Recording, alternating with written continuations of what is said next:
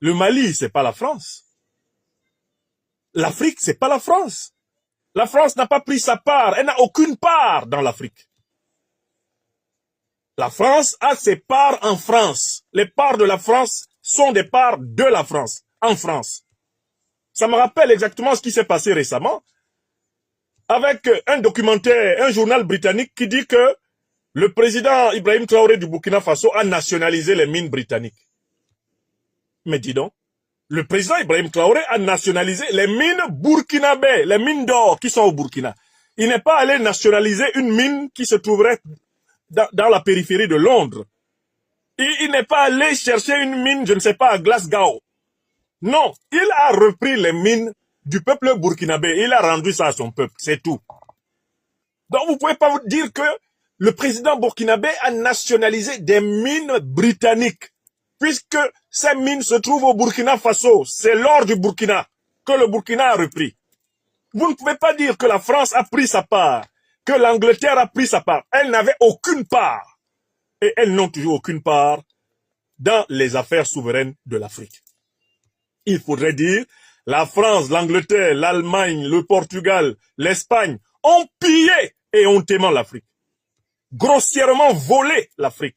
Voilà la vérité. L'Afrique n'a jamais fourni les matières premières aux puissances coloniales, ni aux puissances négrières, ni aux puissances néocoloniales. Les puissances négrières, coloniales et néocoloniales arrachent et pillent les matières premières de l'Afrique. L'expression « l'Afrique fournit » n'est pas bien placée. Pour que l'Afrique fournisse, il faut qu'il y ait un commerce équitable et des États africains authentiquement souverains. À ce moment, on parle de fourniture. Le concept de fourniture n'a aucun sens ici. L'Afrique est pillée. Ses matières premières sont pillées.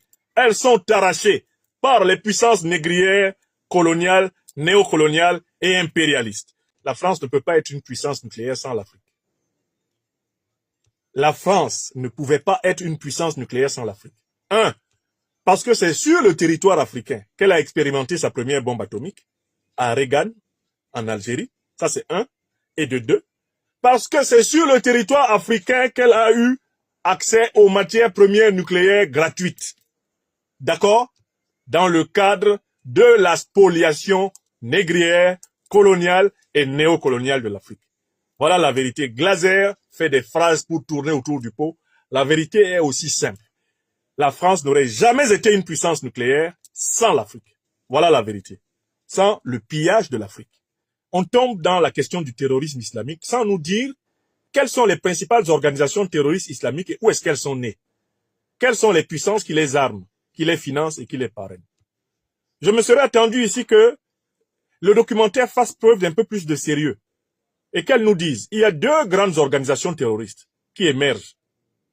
Il y a l'organisation Al-Qaïda, qui est en réalité une ancienne cellule terroriste créée par la CIA dans les années 80 pour combattre les soviétiques en Afghanistan.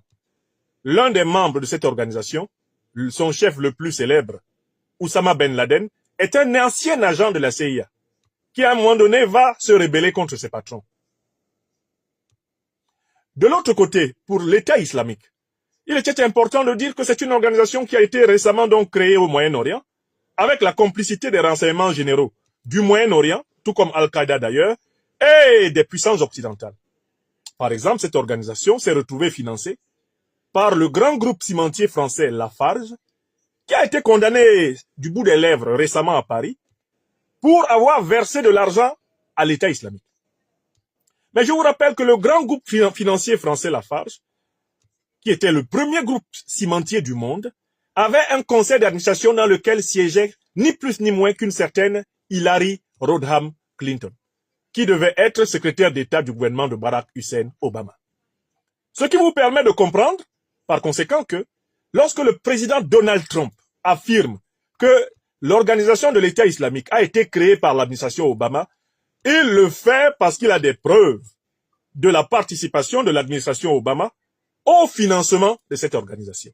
Est-ce que vous comprenez? Et là, le documentaire fait comme si le terrorisme était un champignon, avait surgi de terre comme un champignon, que le terrorisme aurait été une génération spontanée, alors qu'il s'agit d'organisations qui ont été dûment financés pour semer le chaos nécessaire à la légitimation a posteriori des interventions militaires de l'OTAN, des interventions militaires américaines, des interventions militaires occidentales en général.